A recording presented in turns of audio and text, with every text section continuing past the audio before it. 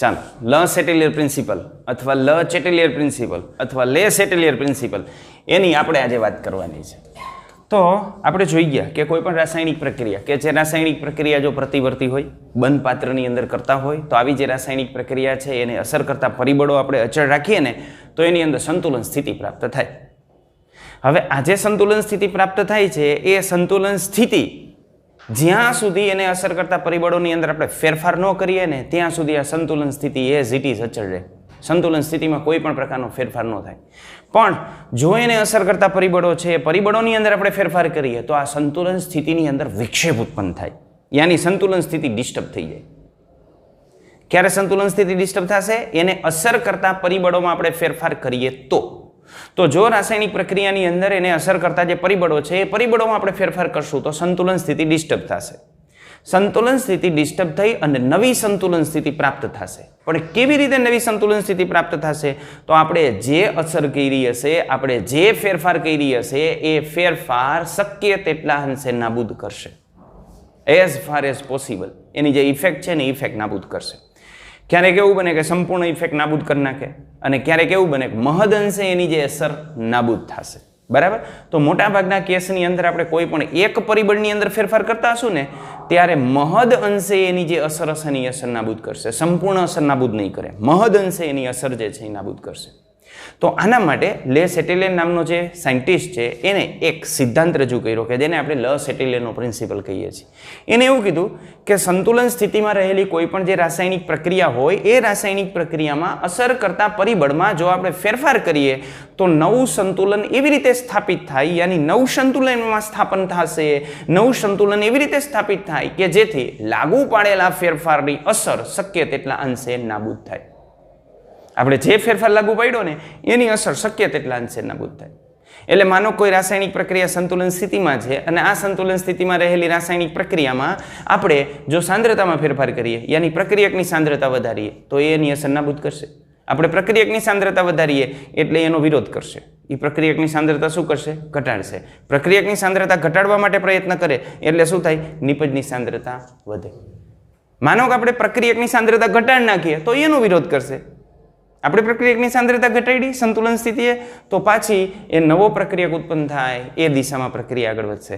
માનો કે આપણે દબાણમાં ફેરફાર કરીએ, આપણે દબાણ વધારીએ તો પ્રણાલી દબાણ ઘટાડવા પ્રયત્ન કરશે. આપણે દબાણ ઘટાડીએ તો પ્રણાલી આપણો વિરોધ કરશે. આપણે ઘટાડ્યું તો એ વધારવા પ્રયત્ન કરશે. કારણ કે એને સંતુલન સ્થિતિ પ્રાપ્ત કરી લીધી છે. એને સંતુલન સ્થિતિ પ્રાપ્ત કરી લીધી છે પછી આપણે જે ફેરફાર કરશું ને એનો એ વિરોધ કરશે. દાખલા તરીકે હિંચકો હોય તો હિંચકો આમ સંતુલન સ્થિતિમાં આવી ગયો હોય, આ સંતુલન સ્થિતિમાં આવી ગયો, પછી તમે એને આમ ધક્કો મારો ને તો હિંચકો આ દિશામાં આગળ વધવા પ્રયત્ન કરે. પછી વળી પાછી સંતુલન સ્થિતિ પ્રાપ્ત થાય પણ તમે આમનો ધક્કો માર્યો એટલે પછી હિંચકો પોતાની રીતે શું કરશે? એનો વિરોધ કરશે. એનો વિરોધ કરીને અહીંયા પહોંચ્યો એટલે વળી પાછી સંતુલન સ્થિતિ કરતા તો દૂર ગયો એટલે એ પરિસ્થિતિનો વિરોધ થાય. એનો વિરોધ થાય એટલે વળી પાછો આવા જ જાય. હવે આ સંતુલન સ્થિતિ અહીંયા હતી પણ અહીંયા પહોંચી ગયો એટલે વળી પાછો એનો વિરોધ થાય એટલે હવે ત્યાંથી આ બાજ જાય. એટલે આમ વિરોધ કરતા કરતા કરતા કરતા છેલ્લે એ હિંચકો જે છે એ સ્ટેડી થઈ જાય. એના જેવું જ સંતુલનની અંદર હોય. બરાબર? તો આ સંતુલન ઉપર અસર કરતા પરિબળો કેટલા? એના ઉપર સાંદ્રતાની અસર થતી હોય, એના ઉપર તાપમાનની અસર થતી હોય, એના ઉપર દબાણની અસર થતી હોય. તો સૌ પ્રથમ આ સંતુલન સ્થિતિ છે એ સંતુલન સ્થિતિ ઉપર અસર કરતા જે પરિબળો છે એ પરિબળોની આપણે વાત કરવાની છે. હવે તમને એમ થાય કે આનો લાભ શું? તો આનો લાભ ખૂબ વધારે પ્રમાણમાં છે. દાખલા તરીકે માનો કે આપણે એમોનિયાની બનાવટની હેબર વિધિની વાત કરીએ તો એમોનિયાની બનાવટની હેબર વિધિમાં આ રીતની પ્રક્રિયા થાય. નાઇટ્રોજન ગેસ અને હાઇડ્રોજન ગેસ એના વચ્ચે આપણે પ્રક્રિયા કરીએ એટલે પ્રક્રિયાથી નિપજ તરીકે આપણને 2 એમોનિયા ગેસ મળે. હવે વાસ્તવમાં આ રાસાયણિક પ્રક્રિયાની અંદર આ પ્રકારની સંતુલન સ્થિતિ સ્થપાયેલી હોય અને આ સંતુલન સ્થિતિ સ્થપાયેલી હોય તો આ સંતુલન સ્થિતિએ એમાં બે પ્રકારની પ્રક્રિયા થતી હોય. એક પ્રક્રિયકનું નિપજમાં રૂપાંતરણ થતું હોય અને એક નિપજનું પ્રક્રિયકમાં રૂપાંતરણ થતું હોય. પણ જો આ રાસાયણિક પ્રક્રિયાની અંદર આપણે એમ કહીએ છીએ એમોનિયાની બનાવટની હેબર વિધિ એમોનિયાની બનાવટ માટે આપણે વાપરતા હોઈએ છીએ. તો જો આપણે રાસાયણિક પ્રક્રિયાની અંદર આ એમોનિયાની બનાવટ કરવી હોય તો આ એમોનિયાની બનાવટની અંદર આ પ્રક્રિયા થાય ને એ આપણા માટે ફાયદાકારક છે. પણ આ પ્રક્રિયા થાય ને એ આપણા માટે નુકસાનકારક છે. કારણ કે આપણે જોતો તો નહીં, વપરાઈ ગયો એની અંદર. ખ્યાલ આવ્યો? તો તો આપણે આ રાસાયણિક પ્રક્રિયા એવી પરિસ્થિતિએ કરવી પડે કે જ્યારે આ જે પ્રતિવર્તી પ્રક્રિયા છે ને એ પણ અપ્રતિવર્તીની માફક વર્તે, માત્ર ને માત્ર આ પ્રક્રિયા થાય, અથવા આ પ્રક્રિયાનો વેગ જે છે ખૂબ વધારે હોય અને આ પ્રક્રિયાનો વેગ ખૂબ ઓછો હોય, એવી રીતે આપણે પ્રક્રિયા કરવી પડે. તો પ્રક્રિયા પરિસ્થિતિની અંદર આપણે એવા પ્રકારનો ફેરફાર કરીએ, એવી પરિસ્થિતિની અંદર પ્રક્રિયા કરીએ કે જ્યારે એમોનિયા છે ને એમોનિયા કેવી અવસ્થાની અંદર આવી જાય, તો એમોનિયા જો લિક્વિડ અવસ્થાની અંદર આવી જાય તો આ બે વાયુ અવસ્થાની અંદર હોય અને એમોનિયા લિક્વિડ અવસ્થામાં આવી જાય તો આને સરળતાથી આપણે દૂર કરી શકીએ, અને જો આને દૂર કરી શકીએ તો એની સંતુલન ઉપર અસર થાય. બરાબર. તો આપણે 100 મિલિયન ટનનું વાર્ષિક એમોનિયાનું ઉત્પાદન હોય છે કે જે જુદા જુદા રાસાયણિક ખાતરો વાપરવા માટે આપણે એનો ઉપયોગ કરતા હોય. જુદા જુદા રાસાયણિક ખાતરોની બનાવટમાં એમોનિયાનો ઉપયોગ થતો હોય. યુરિયા બનાવો તો આ એમોનિયા અને કાર્બન ડાયોક્સાઇડ વચ્ચેની પ્રક્રિયાથી બને. એમોનિયમ ફોસ્ફેટ બનાવો, એમોનિયમ સલ્ફેટ બનાવો, ડીએપી ડાયએમોનિયમ ફોસ્ફેટ બનાવો તો એ બધા એમોનિયામાંથી ઉત્પન્ન થતા હોય. તો આ જુદા જુદા રાસાયણિક ખાતરો આપણે બનાવવા હોય તેના માટે એમોનિયા ખૂબ અગત્યનો છે. અને એમોનિયાનું ઉત્પાદન આપણે કરવું હોય તો આપણે એવી પરિસ્થિતિ વિચારવી પડે કે જે પરિસ્થિતિએ ઓછામાં ઓછા ખર્ચે વધુમાં વધુ એમોનિયા મળે. કારણ કે જો આ રિવર્સ પ્રક્રિયા થઈ જાય ને તો હાથમાં આવેલો લાડવો નીચે પડી જાય. બરાબર. એટલે આપણે એવી પરિસ્થિતિ પસંદ કરો કે જે પરિસ્થિતિએ આપણને આ નિપજ મેક્સિમમ મળે. એટલા માટે આ જે સંતુલન સ્થિતિ છે એ સંતુલન સ્થિતિનો અભ્યાસ છે એ અભ્યાસ આપણા માટે અગત્યનો છે. તો આ અભ્યાસ આપણા માટે અગત્યનો છે. એની પાછળનું કારણ શું? તો એની પાછળનું કારણ આ છે કે આપણે ઉદ્યોગની અંદર વધુમાં વધુ નિપજ ઓછામાં ઓછા ખર્ચે મેળવી છે. અને આવી જે પરિસ્થિતિ કે જે પરિસ્થિતિએ વધુમાં વધુ નિપજ ઓછામાં ઓછા ઉત્પાદન ખર્ચે આપણે મેળવી શકીએ એને ઓપ્ટોમાઇઝ પરિસ્થિતિ આપણે કહેતા હોઈએ છીએ. રેડી? તો સૌ પ્રથમ આપણે વાત કરીએ સાંદ્રતાની અસર. તો આ સંતુલન ઉપર સાંદ્રતાની અસર કેવી રીતે થાય? તો જુઓ, આપણે એક વસ્તુ ભણી ગયા છીએ કે કોઈ પણ રાસાયણિક પ્રક્રિયા હોય ને તો એ રાસાયણિક પ્રક્રિયા માટે સંતુલન અચળાંક Kcની વાત કરીએ તો આ સંતુલન અચળાંક Kc પ્રક્રિયકની શરૂઆતની સાંદ્રતાથી સ્વતંત્ર હોય. તમે પ્રક્રિયકની શરૂઆતની સાંદ્રતામાં ફેરફાર કરો કે નિપજની શરૂઆતની સાંદ્રતામાં ફેરફાર કરો, એના સંતુલન અચળાંક Kcના મૂલ્યોની અંદર કોઈ પણ પ્રકારનો ફેરફાર ન થાય. એટલે આ સંતુલન અચળાંક છે એ સંતુલન અચળાંક પ્રક્રિયક અથવા નિપજની શરૂઆતની સાંદ્રતાથી સ્વતંત્ર હોય. કારણ કે આપણે જ્યારે Kc ગણતા હોય ત્યારે માત્ર ને માત્ર સંતુલન સમયેની જે સાંદ્રતા છે એ જ આપણે ધ્યાનમાં લેતા હોઈએ છીએ, શરૂઆતની સાંદ્રતાને આપણે ધ્યાનમાં લેતા નથી. એટલે આ સંતુલન અચળાંક Kcનું જે મૂલ્ય આપણને મળે છે એ શરૂઆતની સાંદ્રતાથી સ્વતંત્ર છે. તો શરૂઆતની સાંદ્રતા કેવી રીતે અસર કરશે? તો આપણે એની વાત કરીએ. Kcનું મૂલ્ય ભલે શરૂઆતની સાંદ્રતાથી સ્વતંત્ર હોય પણ એક વખત સંતુલન સ્થિતિ પ્રાપ્ત થઈ જાય પછી જો આપણે પ્રક્રિયક અથવા નિપજની સાંદ્રતામાં ફેરફાર કરીએ ને તો એ સાંદ્રતાના ફેરફારની અસર Qc ઉપર થાય. કારણ કે ત્યારે તો સંતુલન સ્થિતિ હોય નહીં. માનો સંતુલન સ્થિતિ પ્રાપ્ત થઈ ગઈ પણ તમે 1 W એની અંદર H2 ઉમેરી દો છો, પ્રક્રિયક ઉમેરી દો છો, તો 1 W પ્રક્રિયક તમે એની અંદર ઉમેરી દો તો પ્રક્રિયકની સાંદ્રતા વધી જાય. પ્રક્રિયકની સાંદ્રતા વધી જાય એટલે સંતુલન સ્થિતિમાં વિક્ષેપ ઉત્પન્ન થઈ જાય. અને જો આ સંતુલન સ્થિતિમાં વિક્ષેપ ઉત્પન્ન થાય તો એ પરિસ્થિતિ આપણે એને Kc નથી કહેતા, શેના વડે ઓળખીએ છીએ? Qc. તો Qc ને 100% એ અસર કરે. અને તમે જાણો છો Kc અને Qc વચ્ચેનો સંબંધ તમે બહુ સારી રીતે જાણો છો. ખ્યાલ છે ને કે જો Qcની કિંમત વધારે હોય, માનો કે આ Qc છે એ Qc કરતાં Kcની કિંમત વધારે હોય તો Qc હજી Kc સુધી પહોંચવા માટે પ્રયત્ન કરશે. એટલે આવી પરિસ્થિતિની અંદર પૂર્વગામી દિશામાં પ્રક્રિયા આગળ વધશે. જો રાસાયણિક પ્રક્રિયાની અંદર આ જે Qc છે એ Qcની કિંમત મોટી હોય અને Kcની કિંમત છોટી હોય તો આ રાસાયણિક પ્રક્રિયા પ્રતિગામી દિશામાં આગળ વધવા પ્રયત્ન કરશે. અને જો રાસાયણિક પ્રક્રિયાની અંદર Qc અને Kcની કિંમત સરખી હોય તો આ રાસાયણિક પ્રક્રિયા કેમાં હશે? સંતુલન સ્થિતિમાં હશે. રેડી? તો Qc અને Kcને આધારે આપણે આ રીતની વાત કરી શકીએ. તો Kcનું મૂલ્ય નથી બદલાતું પણ Qcને 100% એ ઇફેક્ટ કરશે. તો ચાલો લેસ એટેલિનનો પ્રિન્સિપલ છે એ પ્રિન્સિપલ આપણે આને આધારે સમજીએ. અને એના માટે હું સૌ પ્રથમ પ્રક્રિયા લઉં છું આની H2 gas plus I2 gas, it gives and take 2HI gas. આ એક મેં રાસાયણિક પ્રક્રિયા લીધી છે. તો આ રાસાયણિક પ્રક્રિયા માટે આપણે Kcની કિંમત મેળવીએ તો Kcની કિંમત આપણને જે તે પરિસ્થિતિ આમ મળશે HIની સાંદ્રતાનો સ્ક્વેર ના છેદમાં H2ની સાંદ્રતા ઇન્ટુ I2ની સાંદ્રતા. અને Kcની કિંમત કેવી હશે? અચળ હશે. અને જો આ સંતુલન સ્થિતિ હોય તો આ સંતુલન સ્થિતિ આપણે Qc મેળવશું તો આ સંતુલન સ્થિતિ Qc આપણને કેમ મળશે? તો Qc આપણને આમ મળશે Qc ઇઝ ઇક્વલ ટુ પણ HIની સાંદ્રતાનો સ્ક્વેર ના છેદમાં H2ની સાંદ્રતા ઇન્ટુ I2ની સાંદ્રતા. રેડી? હવે તમે વિચારો કે આની અંદર સંતુલન સ્થિતિ પ્રાપ્ત થયેલી છે અને આ જે સંતુલન સ્થિતિ પ્રાપ્ત થયેલી છે એ સંતુલન સ્થિતિએ આપણે કોઈ પણ સંજોગોની અંદર આ H2 ની સાંદ્રતા વધારીએ છીએ. આની સાંદ્રતા આપણે વધારીએ છીએ. શું કરીએ છીએ આપણે? H2 ની સાંદ્રતા વધારીએ. એટલે લેસ એટેલિયરનો પ્રિન્સિપલ શું કહે છે કે તમે સાંદ્રતા વધારી. કોની સાંદ્રતા વધારી? H2 ની સાંદ્રતા વધારી. એટલે એ વિરોધ કરશે. કોનો વિરોધ કરશે? H2 ની સાંદ્રતા તમે વધારી એને. તો એ શું કરશે? આપણે સાંદ્રતા વધારી ને એટલે પ્રણાલી એની સાંદ્રતા ઘટાડવા માટે પ્રયત્ન કરશે. હવે જો એને આની સાંદ્રતા ઘટાડવી હોય તો કઈ દિશામાં પ્રક્રિયા આગળ વધારવી પડે? પુરોગામી દિશામાં. કારણ કે જો આ પ્રક્રિયા થઈ ને તો આ વપરાય એટલે આની સાંદ્રતા શું થાય? ઘટે. સમજાણી આટલી વાત? તો જો આપણે H2 ની સાંદ્રતા વધારી દઈએ તો પ્રણાલી એનો વિરોધ કરે. પ્રણાલી એનો વિરોધ કરે એટલે પ્રણાલીને કઈ પ્રક્રિયા કરવી પડશે? પુરોગામી પ્રક્રિયા. અને જો પ્રણાલી પુરોગામી પ્રક્રિયા કરે તો પ્રક્રિયકની સાંદ્રતા ઘટશે ને નિપજની સાંદ્રતામાં શું થશે? વધારો થશે.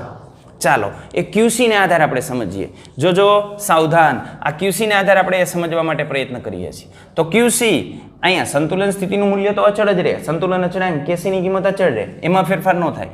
પણ આપણે H2 ની સાંદ્રતા વધારીએ એટલે શું થાય? તો આપણે H2 ની સાંદ્રતા વધારી એટલે એને લઈને આ જે મૂલ્ય છે એ મૂલ્યની અંદર વધારો થાય.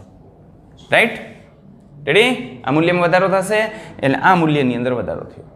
જો આ મૂલ્યની અંદર વધારો થાય તો અહીંયા શું વધ્યું? છેદ વધ્યો. છેદ વધ્યો ને? આ છેદનું મૂલ્ય વધ્યું અને છેદનું મૂલ્ય વધે એટલે આખો ગુણોત્તર શું થાય? ઘટે. તો આ અરસાની અંદર શું થયું? QC નું મૂલ્ય ઘટ્યું. શું કામ QC નું મૂલ્ય ઘટ્યું? આપણે H2 ની સાંદ્રતા વધારી એટલે પરિસ્થિતિ આમ થઈ ગઈ QC is less than Kc. અને જો QC is less than Kc થઈ જાય તો આપણે આની અંદર ભણી ગયા હતા QC નું મૂલ્ય નાનું હોય તો આવી પરિસ્થિતિની અંદર કઈ પ્રક્રિયા આગળ વધે? પુરોગામી દિશામાં પ્રક્રિયા આગળ વધે. ક્લિયર એટલું? તો આ રાસાયણિક પ્રક્રિયામાં જો તમે H2 ની સાંદ્રતા વધારો ને તો પ્રક્રિયા પુરોગામી દિશામાં આગળ વધે. ક્લિયર? સમજાણી વાત? માનો કે હું H2 ની સાંદ્રતા ઘટાડી નાખું તો જો આ H2 ની સાંદ્રતા ઘટી જાય તો પ્રણાલી આની સાંદ્રતા વધારવા માટે પ્રયત્ન કરે. નાની સાંદ્રતા વધારવી પ્રક્રિયા કઈ કરવી પડે? પ્રતિગામી દિશામાં કરવી પડે. માનો હું I2 ની સાંદ્રતા વધારું તો પુરોગામી દિશામાં અને I2 ની સાંદ્રતા ઘટાડું તો પ્રતિગામી દિશામાં. તો આ જે રાસાયણિક પ્રક્રિયા છે એ રાસાયણિક પ્રક્રિયામાં મારે વધુ નિપજ જોતી હોય તો વધુ નિપજ મેળવવા માટે આ જે રાસાયણિક પ્રક્રિયા છે એ રાસાયણિક પ્રક્રિયામાં મારે કેવા ફેરફાર કરવા પડે? હું કેવા ફેરફાર કરું તો મને આ રાસાયણિક પ્રક્રિયા જે છે એ પુરોગામી દિશામાં આની વધુમાં વધુ નિપજ મળે? મારે સાંદ્રતામાં ફેરફાર કરવો છે. ચાલો, મારે સાંદ્રતામાં શું ફેરફાર કરવો જોઈએ કે જેથી મને અહીંયા આ જે નિપજ છે નિપજ મેક્સિમમ મળે? મેક્સિમમ મારે નિપજ મેળવવો છે. મેક્સિમમ નિપજ મેળવવા માટે મારે શું કરવું જોઈએ? તો આની સાંદ્રતામાં મારે શું કરવાનો? વધારો કરવાનો. આની સાંદ્રતામાં વધારો કરવો એટલે શું કે પ્રક્રિયા કઈ ડાયરેક્શનમાં આગળ હાલે? પુરોગામી દિશામાં. I2 ની સાંદ્રતામાં શું કરવાનો? વધારો. એની સાંદ્રતામાં વધારો કરું તો એ પણ કોનું અનુમોદન કરશે? પુરોગામી પ્રક્રિયાનું. અને HI ની સાંદ્રતામાં શું કરવાનો? ઘટાડો. કારણ કે જો આની સાંદ્રતામાં ઘટાડો કરીએ તો લેસ એટેલિયરના પ્રિન્સિપલ પ્રમાણે પ્રક્રિયા પુરોગામી દિશામાં આગળ વધે. કારણ કે આપણે આની સાંદ્રતા ઘટાડી એટલે પ્રણાલી એની સાંદ્રતા વધારવા પ્રયત્ન કરે અને એની સાંદ્રતા વધારવી હોય તો પ્રક્રિયા કઈ ડાયરેક્શનમાં આગળ હાંકવી પડે? પુરોગામી દિશામાં આગળ હાંકવી પડે. અને પુરોગામી દિશામાં પ્રક્રિયા આગળ હાંકે તો આ રીતનું આપણને જોવા મળે. ઇન શોર્ટ, જો આ રાસાયણિક પ્રક્રિયાની અંદર આપણે HI ની નિપજ વધારે જોતી હોય તો તમે કંઈક એવી વ્યવસ્થા કરો કે જેમાં H2 અને I2 યાની પ્રક્રિયકોની સાંદ્રતા ખૂબ વધારે લઈને રાસાયણિક પ્રક્રિયા કરો અથવા સતત ને સતત એની અંદર પ્રક્રિયક તમે ઉમેરતા રહ્યો અને અહીં જે નિપજ ઉત્પન્ન થાય છે એ નિપજને તમે સતત ને સતત દૂર કરતા રહ્યો. કારણ કે જો આને સતત દૂર કરો ને આ બાજુથી ઉમેરો તો આ રાસાયણિક પ્રક્રિયાની અંદર આપણને નિપજ વધારે પ્રમાણમાં મળે. સમજાણી વાત? આપણા થ્રેસર જેવું કામકાજ છે. ઉપરથી મગફળી તમારે ઓયડા રાખવાની અને નીચે જે મગફળી આવતી હોય ને એ મગફળી ત્યાંથી દૂર કરતું રહેવાનું. નીચેથી પહેલાં જે તમે હુંડલા દૂર ન કરો તોય શું થાય? ધીમે ધીમે ભરાઈ જાય અને ભરાઈ જાય તો પછી પાછળના ભાગમાંથી મગફળી બહાર નીકળવા માંડે. એટલે બે કામ કરવાનું. અહીંથી પ્રક્રિયકો સતત ને સતત ઉમેરતા રહ્યો અથવા પ્રક્રિયકની હાઈ કોન્સન્ટ્રેશને આપણે રાસાયણિક પ્રક્રિયા કરવાની અને નિપજ જે ઉત્પન્ન થાય છે ને એ શક્ય હોય તો દૂર કરતું રહેવું. આ રીતે આપણે રાસાયણિક પ્રક્રિયા કરીએ તો એમાં નિપજ આપણને વધારે મળે, એની ઓછા ઉત્પાદન ખર્ચે આપણને વધુ નિપજ મળે. રેડી?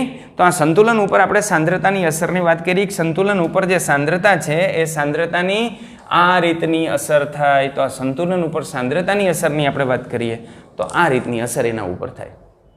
બરાબર? ચાલો હવે હું આનો આલેખ દોરું. પ્રક્રિયા હું આજ લખું છું, H2 અને I2 આ બે વચ્ચે રાસાયણિક પ્રક્રિયા થઈ અને ત્યાંથી ઉત્પન્ન થાય છે 2HI. રેડી? તો આનો હું આલેખ દોરું. તો જુઓ, આ આલેખ છે. આ બાજુ હું લઈ લઉં સાંદ્રતા અને આ બાજુ આપણે લઈ લઈએ સમય. તો સાંદ્રતા વિરુદ્ધ સમયનો આલેખ દોરું છું. હું બધાની સાંદ્રતા જુદી જુદી લઈને રાસાયણિક પ્રક્રિયા કરું છું, કારણ કે આ બેની સાંદ્રતા જો આમાં કેવી છે, સમાન છે, પણ સમાનની જગ્યાએ હું એની સાંદ્રતા જુદી જુદી લઈ અને પ્રક્રિયા કરું છું, જેથી આપણને અહીંયા પાર્ટ જુદા જોવા મળે, આપણે જુદું જોઈ શકીએ. ચાલો, તો આ રાસાયણિક પ્રક્રિયાની અંદર H2ની સાંદ્રતા હું આટલી લઉં છું. આ H2ની સાંદ્રતા છે. I2ની સાંદ્રતા એના કરતાં થોડીક ઓછી રાખું. અને HI તો હજી જન્મ જ ન થયો હોય એનો, એટલે HIની સાંદ્રતા તો હોય નહીં. હવે જ્યારે આપણે આ રાસાયણિક પ્રક્રિયા કરશું ત્યારે શું થશે? તો ત્યારે આ H2 વપરાશે ને અને I2 વપરાશે, એટલે H2ની સાંદ્રતામાં શું થશે? ઘટાડો થશે. ઘટાડો થઈ અને આવી રીતે આપણને જોવા મળશે. I2ની સાંદ્રતામાં આપણે ઘટાડો થશે, ઘટાડો થઈને આપણને આ રીતે જોવા મળશે. અને HIની સાંદ્રતામાં વધારો થશે અને વધારો થઈને આપણને આ રીતે જોવા મળશે. અહીંયા તમને ખબર પડી કે આમ શું કામ થયું? આ વસ્તુ ખબર પડી? આમાં જે ઘટાડો થયો એટલો જ ઘટાડો આમાં થયો, પણ આમાં એનો વધારો એના કરતાં કેવો થયો? બમણો થયો. શું કામ બમણો થયો એ ખબર પડી તમને? Okay, good. ચાલો, તો હવે અહીંથી તમે જોઈ શકો છો કે અહીંથી લગભગ એની સાંદ્રતા છે એ સાંદ્રતા કેવી થઈ ગઈ? અચળ થઈ ગઈ. જો આ સાંદ્રતા અચળ, બરાબર? અહીંથી સાંદ્રતાનો ફેરફાર ઘટી ગયો, અહીંથી સાંદ્રતા કેવી થઈ ગઈ? અચળ. એટલે અહીંથી સંતુલન સ્થપાઈ ગયું. તો આને હું કહી દઉં સંતુલન સ્થિતિ, સંતુલન એક સ્થપાણ. ક્લિયર આટલું? આ સંતુલન સ્થિતિ ખબર પડી? આ સંતુલન સ્થિતિ રેડી? હવે મારે હળી કરવી છે તો હું હળી કરું. આની અંદર કેવી હળી કરું? તો હું H2ની સાંદ્રતા વધારી દઉં. H2ની સાંદ્રતા મારી પાસે એક H2નું ડબલું હતું, H2નું ડબલું સીધું પ્રક્રિયા મિશ્રણની અંદર નાખી દઉં. બરાબર? અથવા H2 લિક્વિડ હતો મારી પાસે, એ સીધું એની અંદર નાખી દઉં. H2 લિક્વિડ એટલે એની અંદર જશે, એટલે તો ઓલરેડી એ ગેસિયસની અંદર રૂપાંતરિત થઈ જશે. આ બધા તો ગેસિયસ અવસ્થામાં છે. તો સીધું શું થશે? H2ની સાંદ્રતા વધી જશે. કેવી રીતે વધશે? રાતોરાત. એટલે સીધો આમ વધારો થઈ જાય. જો આમ આ H2ની સાંદ્રતામાં શું થયો? વધારો. કેવી રીતે? મેં બહારથી ઉમેરી એટલા માટે. રાસાયણિક પ્રક્રિયાથી નહીં, મેં બહારથી લાગવાગથી ઉમેરી એને કાલે તું આટલું રાખ. તો હવે એની અસર શું થાય? તો આટલી મેં H2ની સાંદ્રતા ઉમેરીને એટલે લેસ એટેલિયર કોપાયમાન થઈ ગયો. મારા સંતુલનમાં તે વિક્ષેપ ઉત્પન્ન કર્યો, હું તને જોઈ લઈશ. બરાબર? એટલે લેસ એટેલિયર કોપાયમાન થયો. અને લેસ એટેલિયર શું કરે? આપણે જે કર્યું હોય ને એનો વિરોધ કરે. એટલે એનો વિરોધ કરે એટલે એ શું કરશે? તો આ પ્રક્રિયામાં આપણે સાંદ્રતા વધારી ને તો એ સાંદ્રતા ઘટાડવા માટે પ્રયત્ન કરશે. એટલે આની સાંદ્રતા એ ઘટાડવા માટે પ્રયત્ન કરશે. તો જો એને આવો પ્રયત્ન કર્યો, એને આની સાંદ્રતા ઘટાડી, અને સાંદ્રતા એની ઘટાડવી પ્રક્રિયા કઈ ડાયરેક્શનમાં આગળ હાલે? પુરોગામી ડાયરેક્શનમાં આગળ હાલે ને. અને જો પુરોગામી ડાયરેક્શનમાં આગળ હાલે તો ખાલી H2 એક જ ઘટે, I2 ન ઘટે. I2 ઘટે ને, તો I2 ઘટ્યો. I2 ઘટે. સામે HIમાં શું થાય? તો HI ઉત્પન્ન થાય. તો HIની સાંદ્રતામાં આ પ્રકારનો ફેરફાર થયો. અહીંયા વળી પાછું જો નવું સંતુલન આવી ગયું. આને કહેવાય સંતુલન 2. નવી સંતુલન સ્થિતિ પ્રાપ્ત થઈ. બરાબર? પણ જુઓ ભાઈ, અહીંયા ખાસ તમે અહીંયા જે થયા ધ્યાન આપો. આ વસ્તુ આપણા માટે અગત્યની છે. એને ફેરફાર કેટલો કર્યો તો? આટલો વધારો કર્યો ને, બરાબર? પણ અસર કેટલી નાબૂદ થઈ? આટલી અસર નાબૂદ થઈ. આટલું ગલકું ગરી ગયું. સંપૂર્ણ અસર નાબૂદ કેમ નહીં થઈ ખબર પડી તમને? સંપૂર્ણ અસર આની નાબૂદ કેમ ન થઈ ખબર પડી? એનું કારણ એ છે કે તમે આની સાંદ્રતા વધારી ને એટલે એની સાંદ્રતા વધી, એટલે લેસ એટેલિયર એની સાંદ્રતા ઘટાડવા માટે પ્રયત્ન કર્યો, પણ એની સાંદ્રતા ઘટાડતા હતા ને તો જો આ I2ની સાંદ્રતા શું થઈ? ઘટી. અને સામે HIની સાંદ્રતા શું થઈ? વધી. તો એની અસર એ સંતુલન ઉપર આવે ને. કારણ લેસ એટેલિયર એકને જ ધ્યાનમાં ન રાખે, હું તો ખાલી H2 એકને જ ધ્યાનમાં રાખીશ, બાકી તમારે બેનું જે થવું હોય એ થાય, એવું તો હોય નહીં એની અંદર. એટલે શું થયું? એટલે આપણે અહીં H2ની સાંદ્રતા વધારી રહી, તો લેસ એટેલિયરના પ્રિન્સિપલ પ્રમાણે H2ની સાંદ્રતા ઘટાડવા માટે એને પ્રયત્ન કર્યો, પણ એની સાંદ્રતા એ ઘટાડવા ગયા તો સામે I2ની સાંદ્રતા ઘટી અને H2ની સાંદ્રતા વધી. એની પણ સંતુલન ઉપર અસર થાય. સમજાય બાબત? એટલે સંપૂર્ણ નાબૂદ ન થાય, શક્ય તેટલા અંશે એ નાબૂદ કરે. તો આટલું નાબૂદ કર્યું એને. તો H2 ની સાંદ્રતામાં આપણે વધારો કર્યો. હવે મને એમ થાય છે કે મારે HI ની સાંદ્રતામાં ઘટાડો કરવો છે. આ HI છે ને HI ની સાંદ્રતામાં મારે ઘટાડો કરવો છે, આવો ફેરફાર કરવો છે, તો શું થાય? તો ચાલો હું HI ની સાંદ્રતામાં ઘટાડો કરી નાખું. તો આ HI ની સાંદ્રતા ઘટાડી નાખું. આ HI કેવી રીતે મેં ઘટાડી ખબર નહીં, કે એને લિક્વિડ ફોર્મમાં લઈને દૂર કર્યું, પણ મેં કાંઈક એવું કર્યું જેથી HI ની સાંદ્રતા રાતોરાત ઘટી ગઈ. તો HI ની સાંદ્રતા આવી ગઈ, જો રાતોરાત ઘટીને ક્યાં આવી ગઈ? અહીં. આ ઘટીને સાંદ્રતા સમયમાં ફેરફાર ન થયો, પણ સાંદ્રતા અહીંથી અહીં આવી ગઈ. તો HI ની સાંદ્રતા મેં ઘટાડી. તો લેસ એટલે શું કરશે? આની સાંદ્રતા વધારવા પ્રયત્ન કરશે, અને આની સાંદ્રતા વધારવા માટે પ્રયત્ન કઈ દિશામાં? આ દિશામાં આગળ વધવો પડે. અને જો HI ની સાંદ્રતા વધે તો સામે શું થાય? તો HI ની સાંદ્રતા વધે ને તો આની સાંદ્રતામાં શું થાય? ઘટાડો થાય. રેડી? આની સાંદ્રતામાં પણ શું થાય? ઘટાડો થાય. એટલે અહીંયા વળી પાછું સંતુલન પ્રાપ્ત થયું, એટલે સંતુલન સ્થિતિ ત્રીજી પ્રાપ્ત થઈ. સમજાઈ છે? રેડી? તો આવી રીતે સંતુલન ઉપર સાંદ્રતાની અસર થાય. પણ અહીંયા તમે જોઈ શકો, તમે ફેરફાર કેટલો કર્યો? તમે ફેરફાર આટલો કર્યો, પણ સંપૂર્ણ અસર નાબૂદ ન થઈ. નાબૂદ કેટલી થઈ? આટલો ફેરફારની અસર નાબૂદ થઈ, આટલું રહી ગયું. શું કામ રહી જાય છે ખબર પડે છે? સંપૂર્ણ નાબૂદ કેમ નથી કરતો? એટલે આના આધારે આપણે કહી શકીએ કે લેસ એટેલિયરનો પ્રિન્સિપલ આપણે આમ લાગુ પાડી શકીએ કે સંતુલનમાં રહેલી કોઈ પણ રાસાયણિક પ્રક્રિયામાં અસર કરતા પરિબળમાં જો આપણે ફેરફાર કરીએ તો એ ફેરફારને નાબૂદ કરશે, અથવા તો એની જે અસર થતી હોય ને એનો પ્રતિકાર કરશે. કાંઈ ફેરફાર નાબૂદ કરે, કેટલો નાબૂદ કરે? શક્ય હોય એટલો. સંપૂર્ણ નાબૂદ કરે એવું નથી કહેતા, બરાબર? તો એનો ફેરફાર નાબૂદ કરશે, અથવા તો એની જે અસર થતી હોય એની અસરનો શું કરશે? પ્રતિકાર. રેડી? યાની આનું કામ કેના જેવું ખબર? વિરોધ પક્ષ જેવું કામકાજ છે. વિરોધ પક્ષનું કામ શું? વિરોધ કરવાનું. કોઈ પણ વિરોધ પક્ષ હોય પણ એનું કામ વિરોધ કરવાનું. ઓલો કાંઈ કેમ કે ના અત્યારે દિવસ છે એટલે તરત વિરોધ, નહીં અત્યારે રાત છે. સાચું ખોટું ખબર નહીં, બરાબર? પણ વિરોધ પક્ષનું કામ વિરોધ કરવાનું. એવું જ લેસ એટેલિયરની અંદર થાય. હા, ક્લિયર આટલી વસ્તુ? ઓકે. તો આ રીતનું આપણને આની અંદર જોવા મળે. તો આ સાંદ્રતાની આપણે અસર વિચારીએ તો આપણને આ રીતની અસર જોવા મળે. ક્લિયર? હવે આનો આપણે ઉપયોગ ક્યાં કરી શકીએ? તો આપણા માટે તો અગત્યનું એ જ છે ને ભાઈ, આપણે આનો ઉપયોગ ક્યાં કરી શકીએ? તો ચાલો આપણે આનો ઉપયોગ કરીએ.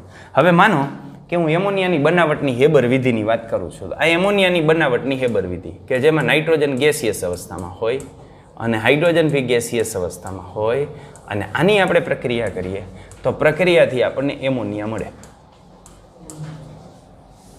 આ પ્રક્રિયામાં આપણે વધારે એમોનિયા નિપજ તરીકે જોઈ છે. આ તો બાકી જ વાત છે, એના માટે જ આપણે પ્રક્રિયા કરીએ છીએ. તો વધારે એમોનિયા નિપજ તરીકે જોતી હોય તો સાંદ્રતામાં શું ફેરફાર કરવાનો? બીજા ફેરફારની ચર્ચા અત્યારે આપણે નથી કરતા. સાંદ્રતામાં શું ફેરફાર કરવાનો? તો આપણે એની વાત કરીએ. સાંદ્રતામાં શું ફેરફાર કરશું? તો સાંદ્રતામાં આપણે આ રાસાયણિક પ્રક્રિયામાં N2 ની સાંદ્રતામાં શું કરશું? વધારશું. H2 ની સાંદ્રતા શું કરશું? વધારશું. રેડી? અને એમોનિયાની સાંદ્રતામાં શું કરશું? ઘટાડશું. તો એમોનિયાની સાંદ્રતા કેમ ઘટે? તો તમે જોઈ શકો, આ N2 છે, આ H2 છે. આ બંને અધ્રુવીય વાયુઓ છે, અને અધ્રુવીય વાયુ હોય ને એના ક્રાંતિક તાપમાનના મૂલ્ય નીચા હોય. ક્રાંતિક તાપમાનના મૂલ્ય નીચા હોય એટલે એનું પ્રવાહીકરણ ખૂબ નીચા તાપમાને થાય. જ્યારે એમોનિયા ધ્રુવીય વાયુ છે એટલે એમોનિયાનું પ્રવાહીકરણ આની અંદર સરળ હોય. તો જો કોઈ પણ પરિસ્થિતિનો આપણે ઉપયોગ કરી અને એ પરિસ્થિતિમાં આ એમોનિયાનું આપણે પ્રવાહીકરણ કરી નાખીએ અને એમોનિયા આપણે જો લિક્વિડ અવસ્થાની અંદર મેળવી લઈએ તો લિક્વિડ ક્યાં રહેશે? નીચે રહેશે. અને વાયુ ક્યાં રહેશે? પાત્રમાં ઉપર રહેશે. રેડી?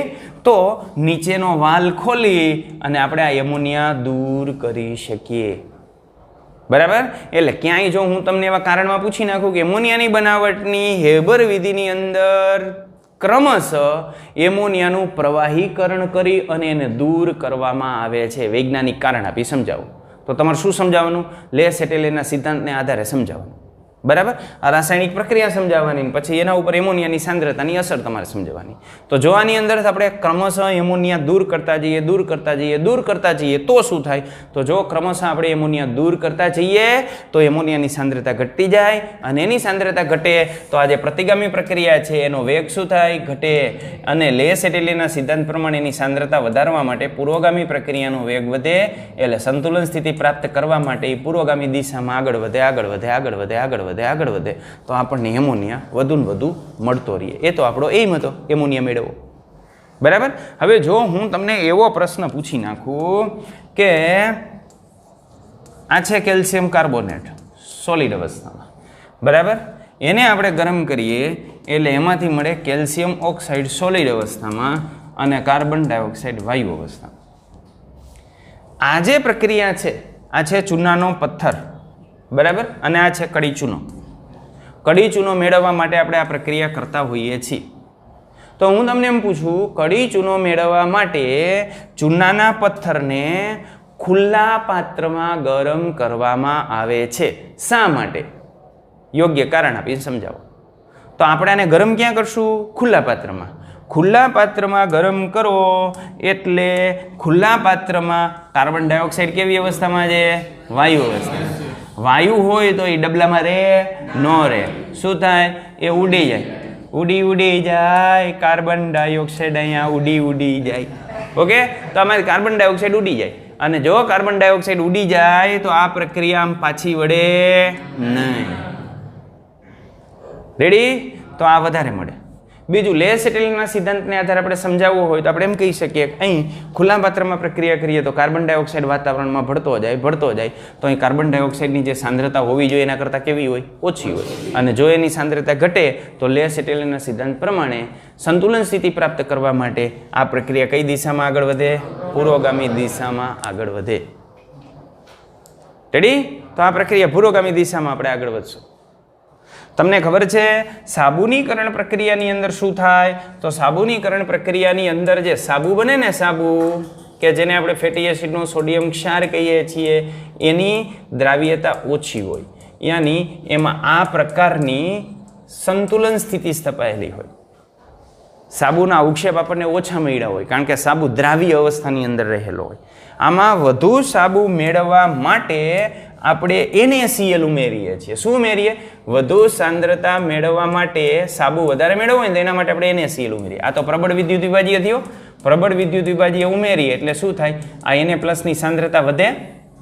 વધી અને પ્લસની સાંદ્રતા, તો એની સાંદ્રતા વધે તો લેસ એટેલિનનો સિદ્ધાંત શું કરે? આની સાંદ્રતા ઘટાડવા પ્રયત્ન કરે. અને એની સાંદ્રતા ઘટાડવા માટે પ્રયત્ન કરે તો આ આપણને કેવી અવસ્થા મળે? સોલિડ અવસ્થામાં ઉપર તરી આવે. ત્યાંથી એ જે સાબુ મળે આપણને એ સાબુ એકઠો કરી લેવામાં આવે. તો સાબુનીકરણની પ્રક્રિયા આપણે જ્યારે કરતા હોય ત્યારે સાબુ જ્યારે અંતિમ અવસ્થામાં મળી ગયો હોય પછી એનું જે સોલ્યુશન હોય એની અંદર આપણે થોડુંક મીઠું ઉમેરતા હોય. અને જેવું મીઠું ઉમેરીએ ને એની અંદર એવો જે સાબુ હતો ને સાબુની માત્રા જે છે એ વધી જાય. શા માટે વધી જાય? કારણ કે આને લઈને. રેડી? ક્લિયર? આ જે અસર છે એ અસર સરખા આયનને લઈને થઈ એટલે આ અસરને આપણે સમાન આયન અસર તરીકે પણ ઓળખીએ છીએ અને એનો આગળ પણ આપણે અભ્યાસ કરશું. રેડી? તો આ રીતે રાસાયણિક પ્રક્રિયાની અંદર જો આપણે એમોનિયા જોતો હોય તો આપણે આ રીતે રાસાયણિક પ્રક્રિયાની અંદર એમોનિયાનું પ્રવાહીકરણ કરી અને તમે એને દૂર કરી લ્યો તો વધુ પ્રમાણમાં આપણને એમોનિયાનું ઉત્પાદન થાય. અને જો ચૂનાનો પથ્થર જોતો હોય તો ખુલ્લી ભઠ્ઠીમાં આપણે એટલા માટે ગરમ કરીએ છીએ કે ઉત્પન્ન થયેલો કાર્બન ડાયોક્સાઇડ આપણે શું કરી દેવો છે? દૂર કરી દેવો છે.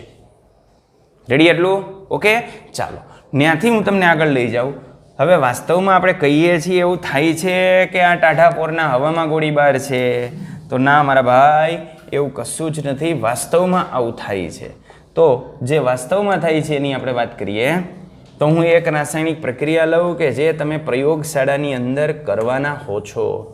એક Fe+3નું દ્રાવણ હોય. આ Fe+3નું દ્રાવણ કે જે પીળા રંગનું હોય. કેવો રંગ હોય એનો? પીળો. એની અંદર આપણે ઉમેરીએ છીએ પોટેશિયમ થાયોસાયનાઇડ HCl- દ્રાવણ કે જે રંગવિહીન હોય, કલરલેસ હોય, રંગવિહીન હોય. અને આ બે વચ્ચે રાસાયણિક પ્રક્રિયા થાય ને એટલે એ રાસાયણિક પ્રક્રિયાથી ઉત્પન્ન થાય FeACl. હવે Fe તો +3 વાળો હતો, HCl તો -1 વાળો છે એટલે આનો સંકીર્ણ આયન ઉત્પન્ન થાય કે જેના ઉપર ચાર્જ આવે +2. આનો રંગ લોહી જેવો લાલ રંગ હોય. લોહી જેવા લાલ રંગના અવક્ષેપ મળે. એટલે અહીં લોહી જેવા લાલ રંગના આપણને જે છે એ અવક્ષેપ મળશે. અહીં સંકીર્ણ આયન છે. સંકીર્ણ આયનનું નામકરણ આપણે ધોરણ 12ની અંદર ચેપ્ટર નંબર 9 સવર્ગ સંયોજનો એની અંદર ભણશું. ઓકે, ચાલો. તો આ પોટેશિયમ થાયોસાયનાઇડ આપણે ઉમેરીએ Fe+3ની અંદર એટલે લોહી જેવા લાલ રંગના આપણને અવક્ષેપ મળે છે. તો આ લોહી જેવા લાલ રંગના અવક્ષેપ આપણને ન્યા મળ્યા. હવે આના ઉપર મારે સંતુલન સ્થિતિની અસર કરવી છે કે વાસ્તવમાં આપણે કીધું તેવું થાય છે કે નથી થતું, તો આપણે એનો અભ્યાસ કરીએ. તો ચાલો હવે આજે સંતુલન સ્થિતિની અંદર લાલ રંગ આપણને મળી ગયો, બરાબર. તો હવે આ લાલ રંગની જે તીવ્રતા છે એમાં આપણે કેવી રીતે ફેરફાર કરી શકીએ? તો અસર કરતા પરિબળોમાં આપણે ફેરફાર કરીએ. હવે મારે જે છે ને આ દ્રાવણની અંદર Fe+3 દૂર કરવો છે, આ Fe+3. ચાલો તો આની અંદર આપણે ઓક્ઝેલિક એસિડ ઉમેર્યો અને ઓક્ઝેલિક એસિડ ઉમેર્યો એટલે અહીંયાથી શું બન્યું? તો Fe નો આવો ઓક્ઝેલેટ ક્ષાર બની ગયો અને આ જે ક્ષાર છે ને સ્થાયી હોય. આ સ્થાયી હોય એટલે Fe+3 જે દ્રાવણમાં હતા ને એને પકડી લીધા અને એમાંથી આ ઓક્ઝેલેટ ક્ષાર એનો બની ગયો, ફેરિક ઓક્ઝેલેટ. તો આ ફેરિકનો જે ઓક્ઝેલેટ સંકીર્ણ ક્ષાર બન્યો એને લઈને Fe+3 ની સાંદ્રતામાં ઘટાડો આવ્યો. એની સાંદ્રતામાં ઘટાડો આવ્યો એટલે લેસ એટેલિયર કોપાયમાન થયો. એ કોપાયમાન થયો એટલે પાછો Fe+3 ની સાંદ્રતા વધારવા માટેનો પ્રયત્ન કર્યો અને Fe+3 ની સાંદ્રતાને વધારવી હોય તો પ્રક્રિયા કઈ ડાયરેક્શનમાં આગળ વધારવી પડે? પ્રતિગામી. અને પ્રતિગામી ડાયરેક્શનમાં પ્રક્રિયા આગળ વધે તો લાલ રંગની સાંદ્રતા શું થાય? ઘટે. તો આમાં લાલ રંગની તીવ્રતામાં શું થશે? ઘટાડો થશે.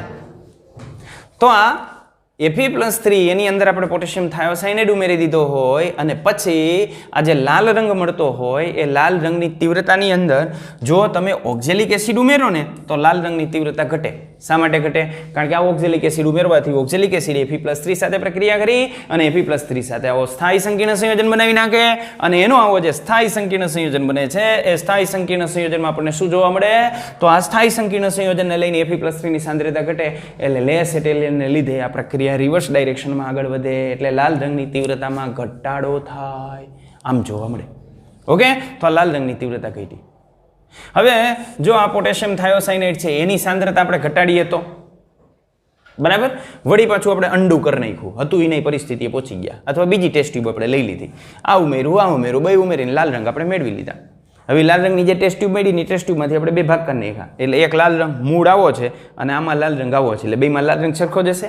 હવે આની અંદર થોડુંક આપણે ઉમેરીએ છીએ HgCl2 મર્ક્યુરિક ક્લોરાઇડ અને જો મર્ક્યુરિક ક્લોરાઇડ ઉમેરીએ તો મર્ક્યુરિક ક્લોરાઇડ આ રીતની પ્રક્રિયા કરે HgAsCN 4 ટાઈમ્સ આ પ્રકારનો એનો સંકીર્ણ સંયોજન બને. Hg ની ઓક્સિડેશન અવસ્થા +2 હોય, AsCN -1 વાળો હોય એટલે કુલ -4 આવે એટલે આના ઉપર -2 ચાર્જ આવે. તો આ સંકીર્ણ સંયોજન જો આપણે HgCl2 ઉમેરીએ તો આની અંદર જે થાયોસાઇનાઇડ છે એની સાંદ્રતામાં શું થાય? ઘટાડો થાય. અને જો થાયોસાઇનાઇડની સાંદ્રતા ઘટે તો પણ વળી પાછું શું થશે? આ પ્રક્રિયા પ્રતિગામી દિશામાં આગળ વધશે અને જો પ્રતિગામી દિશામાં એ પ્રક્રિયા આગળ વધે તો શું થાય? તો પ્રતિગામી દિશામાં એ પ્રક્રિયા આગળ વધે તો પણ લાલ રંગની તીવ્રતામાં ઘટાડો થાય. મારે લાલ રંગની તીવ્રતા વધારવું હોય શું કરવાનું? તો પોટેશિયમ થાયોસાઇનાઇડ ઉમેરો. આ જે પ્રક્રિયા છે એ પ્રક્રિયા મિશ્રણની અંદર કેટલો KCNS અથવા KSCN આની અંદર થોડોક ઉમેરો કે જેને આપણે પોટેશિયમ થાયોસાઇનાઇડ કહીએ છીએ. જો પોટેશિયમ થાયોસાઇનાઇડ ઉમેરો તો આની સાંદ્રતા શું થાય? વધે. એની સાંદ્રતા વધે તો લેસ એટેલિયનના સિદ્ધાંત પ્રમાણે એની સાંદ્રતા ઘટાડવા માટે પ્રક્રિયા પુરોગામી દિશામાં આગળ વધે અને લાલ રંગની જે તીવ્રતા છે એ તીવ્રતાની અંદર શું થાય? વધારો થાય. રેડી? તો આ સંતુલન સ્થિતિ જે મળી ગઈ એ સંતુલન સ્થિતિની અંદર આપણે શું ફેરફાર કરીએ ગઈએ? તમને ખ્યાલ આવ્યો? દાખલા તરીકે માનો કે મેં એક FeCl3 નું દ્રાવણ લીધું, એની અંદર પોટેશિયમ થાયોસાઇનાઇડ KSCN ઉમેર્યું. આ ઉમેર્યું એટલે લાલ રંગનું મને દ્રાવણ મળ્યું. કેને લઈને લાલ રંગ આવ્યો ખબર પડી? ઓકે, હવે આ જે લાલ રંગનું દ્રાવણ છે ને એ લાલ રંગનું દ્રાવણ જુદી જુદી ટેસ્ટ ટ્યુબની અંદર ભરી લો, બધામાં સરખા ભાગે. આ બધામાં સરખા ભાગે મેં ભરી લીધું. બધામાં સરખા ભાગે લાલ રંગ ક્યાં? તો ક્યાં રહ્યો? આ લાલ રંગ. ઓકે, તો લાલ રંગનું દ્રાવણ આપણે આટલું લઈ લીધું બધાની અંદર. ક્લિયર આટલી વસ્તુ? ઓકે, વિચારતા નહીં અહીંથી બહાર નીકળી જાય, નો નીકળે બહાર ક્યાંય, એ આપણી દોરેલી ટેસ્ટ ટ્યુબ છે. રેડી? હવે આની અંદર હું નાખું છું ઓક્ઝેલિક એસિડ H2C2O4. આની અંદર હું નાખું છું HgCl2 અને આની અંદર હું નાખું છું KSCN અને આને એમનેમ રહેવા દઉં તો તીવ્રતામાં શું ફેરફાર થાય? આની તીવ્રતા ઘટશે. કેના કરતા? આના કરતા હતી એના કરતા. આની તીવ્રતા ઘટશે. કેના કરતા? આના કરતા. અને આની તીવ્રતા વધશે. કેના કરતા? આના કરતા. તો આ રીતનો ફેરફાર આની અંદર થાય. ખબર પડે છે? સમજાય છે આવું શું કામ થાય છે? તો આને આધારે આપણે કહી શકીએ કે સંતુલન ઉપર પ્રક્રિયક અથવા નિપજની જે સાંદ્રતા છે એ સાંદ્રતા એના ઉપર અસર કરતી હોય આ એક પ્રાયોગિક પરિણામ છે. બરાબર? તમે પ્રયોગની અંદર આ પ્રેક્ટિકલ કરશો. આ વાસ્તવમાં આ જે ટેસ્ટ છે ને એ Fe+3 ની નિર્ણાયક કસોટી છે. તમને આપેલો આયન Fe+3 હોય ને તો એની નિર્ણાયક કસોટી છે કે Fe+3 ની અંદર પોટેશિયમ થાયોસાયનાઇડ નાખો ને એટલે લોહી જેવા લાલ રંગના ઉક્ષેપ આપણને મળે. તો પ્રયોગશાળામાં તમે આ પ્રેક્ટિકલ કરશો ત્યારે જો આ રીતે જે લાલ રંગ મળે છે એને આપણે 4 ભાગ કરી નાખીએ. એક ભાગની અંદર ઓક્ઝેલિક એસિડ ઉમેરીએ, બીજામાં HgCl2 ઉમેરીએ, ત્રીજામાં KSCN ઉમેરીએ, તો આ ત્રણેયની જે લાલ રંગની તીવ્રતા છે એ આના કરતાં જુદી જોવા મળશે. અને તીવ્રતાનું એક્ઝેક્ટ માપન આપણે જોતું હોય ને તો એના માટે આપણે ચોક્કસ પ્રકારના જે મીટર આવતા હોય એ ફોટોમીટરનો આપણે ઉપયોગ કરવો પડે કે જેને આધારે ઇન્ટેન્સિટી ઓફ લાઇટ છે એને આધારે આપણે આ જે કલર છે એ કલરની તીવ્રતા નક્કી કરી શકીએ. એને ફોટોમીટર કહેવાય. બરાબર? તો એની અંદર આપણે આની તીવ્રતા નક્કી કરી શકીએ, ઇન્ટેન્સિટી નક્કી કરી શકીએ. આમ તો આપણે વધારે પ્રમાણમાં ઉમેરીએ એટલે એમને તમે જે છે એની તીવ્રતા જોઈ શકો, ચકાસી શકો કે માઇનોર ફેરફાર. આપણે તો એક્ઝેક્ટ તો કેવું નથી કેટલો ફેરફાર થાય છે, તો આ રીતે કહી શકીએ. આ કેની અસરની આપણે વાત કરી? સાંદ્રતાની અસર. રેડી? તો આ સાંદ્રતાની અસરની અંદર તમે આ એક આલેખ છે ને એ આલેખ દોરી નાખો. બે વસ્તુ આપણે દોરવાની, એક આલેખ અને ઓલી પાછળની ટેસ્ટ ટ્યુબ. હવે આપણે વાત કરીએ દબાણની અસર. દબાણની અસર આના ઉપર કેવી રીતે થાય? સંતુલન સ્થિતિ ઉપર દબાણની અસર. તો તમે જાણો છો ને કે દબાણની આપણે અસર કરવી હોય તો દબાણની અસર આપણે આ રીતે કરી શકીએ. PV = nRT અથવા બોયલના નિયમ પ્રમાણે આપણે જઈએ તો PV = અચળ. દબાણમાં ફેરફાર કરવા માટે આપણે કોઈ ઘટક ઉમેરવો ન પડે કે કોઈ ઘટક દૂર ન કરવો પડે. તો આને આધારે આપણે કહી શકીએ P = 1/V બોયલના નિયમને આધારે. બાકીની પરિસ્થિતિ આપણે અચળ રાખી દઈએ. તો જો આપણે કદ જે છે એ કદની અંદર ઘટાડો કરશું તો દબાણ શું થશે? વધશે. અને જો કદની અંદર વધારો કરશું તો દબાણ શું થશે? ઘટશે. એટલે આ રીતે આપણે એની અંદર ફેરફાર કરી શકીએ. બીજું આપણને ખ્યાલ છે કે આ જે દબાણ છે એ દબાણનો આધાર કેના ઉપર હોય? તો દબાણનો આધાર આને આધારે આપણે જોઈએ તો આપણે આમ પણ કહી શકીએ P = n હોય. જેમ n ની સંખ્યા વધે એમ દબાણ વધે અને n ની સંખ્યા ઘટે એમ દબાણ ઘટે. રેડી? તો દબાણને આધારે આપણે રાસાયણિક પ્રક્રિયા વિચારીએ ને તો દબાણને આધારે રાસાયણિક પ્રક્રિયા આપણને બે પ્રકારની જોવા મળે. હું એક રાસાયણિક પ્રક્રિયા લખું છું. એ રાસાયણિક પ્રક્રિયામાં કાર્બન મોનોક્સાઇડ ગેસિયસ અવસ્થામાં છે. આની આપણે પ્રક્રિયા કરીએ છીએ 3H2 સાથે ગેસિયસ અવસ્થામાં. આની આપણે પ્રક્રિયા કરીએ એટલે નિપજ તરીકે આપણને મળશે મિથેન ગેસિયસ અવસ્થામાં પ્લસ સામે મળશે H2O ગેસિયસ અવસ્થામાં. પ્રક્રિયા પહેલા બેલેન્સ કરી નાખીએ. તો પ્રક્રિયા આપણે બેલેન્સ કરીએ તો આ બાજુ કાર્બન 1 છે, કાર્બન 1 છે, આ બાજુ હાઇડ્રોજનની સંખ્યા 6 છે, 4 અને 2 6 છે, ઓક્સિજન 1 છે. યાની પ્રક્રિયા બેલેન્સ છે. દબાણને કોની સાથે સંબંધ હોય? તો દબાણને ઘટકોના મોલની સંખ્યા સાથે સંબંધ હોય. બરાબર? હવે જુઓ, આ રાસાયણિક પ્રક્રિયામાં દબાણ ક્યારેય ન પૂછે કોના છે, દબાણ એટલું જ પૂછે કેટલા છે. PV = nRT ની અંદર મૂકો એટલે એ પૂછે n કેટલા છે. n એટલે વાયુના મોલની સંખ્યા. એ તમે એમ કહો ને વાયુના મોલની સંખ્યા 5 છે, એ આગળ પ્રશ્ન જ ન પૂછે કોના છે. પછી 2 એમોનિયાના હોય ને 3 હાઇડ્રોજનના હોય તોય વાંધો નહીં. જેના હોય એનાથી કોઈ ફેર ન પડે. એને જથ્થા ખબર છે કેટલા છે, એક જ પ્રશ્ન પૂછે. બરાબર? તો આ બાજુ વાયુરૂપ ઘટકના મોલની સંખ્યા આ કેટલા મોલ છે? 1 મોલ. અને આ કેટલા મોલ છે? 3 મોલ. તો વાયુરૂપ કુલ મોલની સંખ્યા કેટલી થઈ ગઈ? 4 મોલ. અને આ બાજુ વાયુરૂપ ઘટકોના મોલની સંખ્યા આપણે લઈએ તો કેટલી થાય? 2 મોલ. રેડી? હવે આની અંદર સંતુલન સ્થિતિ સ્થપાયેલી છે અને આ સંતુલન સ્થિતિ સ્થપાઈ ગઈ પછી આપણે એના દબાણમાં ફેરફાર કરવો છે. તો જે પાત્ર છે એ પાત્રનું કદ આપણે પિસ્ટન જેવું પાત્ર લીધું હોય તો એનું કદ આપણે અડધું કરી નાખીએ. તો જો પાત્રનું કદ આપણે અડધું કરીએ તો દબાણ કેવું થઈ જાય? બમણું થઈ જાય.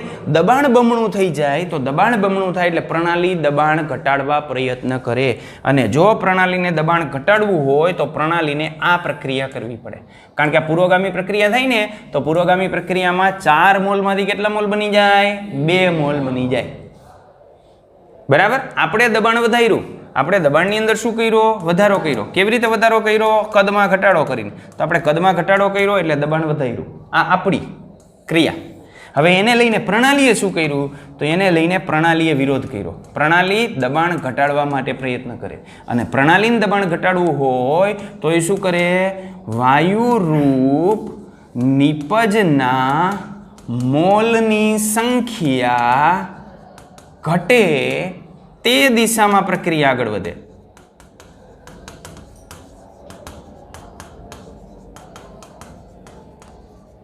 વાયુરૂપ ઘટકના મોલની સંખ્યા ઘટે એ દિશામાં પ્રક્રિયા આગળ વધે. તો ઘટકના મોલની સંખ્યા કઈ દિશામાં ઘટે? આ દિશામાં. તો અહીં પ્રક્રિયા કઈ દિશામાં આગળ વધશે? પૂર્વગામી દિશામાં પ્રક્રિયા આગળ વધશે અને નવું સંતુલન સ્થપાશે. સમજાણી આટલી વાત? રેડી? તો આ રીતનો ફેરફાર આપણને આની અંદર જોવા મળે. પણ જો આ રાસાયણિક પ્રક્રિયાની અંદર આપણે દબાણ વધારી એની જગ્યાએ દબાણ ઘટાડીએ તો આના કરતાં ઉલટું થાય. આપણે કદ માનો કે એનું વધારી નાખીએ તો દબાણ ઘટે, અને દબાણ ઘટે તો પ્રણાલી દબાણ વધારવા માટે પ્રયત્ન કરે. આપણે દબાણ જે છે એ શું કર્યું? ઘટાડ્યું, એટલે એ વધારવા માટે પ્રયત્ન કરે ને એને દબાણ વધારવું હોય શું કરવું પડે? ઘટક કણોની સંખ્યા વધારે ઉત્પન્ન કરવી પડે. તો ન્યા આ પ્રક્રિયા થાય, પ્રતિગામી દિશામાં પ્રક્રિયા આગળ વધે. બરાબર? આ રાસાયણિક પ્રક્રિયા માટે હું ડેલ્ટા એનજી મેળવું તો આ રાસાયણિક પ્રક્રિયા માટે મને ડેલ્ટા એનજીની કિંમત કેટલી મળશે? તો આ બાજુ 2 મોલ છે, આ બાજુ 4 મોલ છે, તો 2 - 4 આપણને મળ્યું -2. તો આના ઉપરથી હું કહી શકું કે જો રાસાયણિક પ્રક્રિયા માટે ડેલ્ટા એનજી ઇઝ લેસ ધેન 0 હોય તો આ રાસાયણિક પ્રક્રિયામાં દબાણનો વધારો ફાયદાકારક. આ સમજાણું? આ વસ્તુ સમજાણી? તમે પ્રક્રિયા શું કામ કરો છો? નિપજ મેળવવા માટે. તો જો કોઈ રાસાયણિક પ્રક્રિયા માટે ડેલ્ટા એનજી લેસ ધેન 0 મળે, ડેલ્ટા એનજીની કિંમત ઋણ મળે, તો આવી રાસાયણિક પ્રક્રિયા માટે દબાણનો વધારો ફાયદાકારક હોય. આ પ્રક્રિયા ઊંચા દબાણે કરો ને એટલે તમને નિપજ વધારે મળે. દાખલા તરીકે આપણે વાત કરીએ એમોનિયાની બનાવટની હેબર વિધિ. તો N2 gas plus 3H2 gas it gives and take 2 ammonia gas. તો આ પ્રક્રિયા ઊંચા દબાણે શા માટે કરવામાં આવે છે?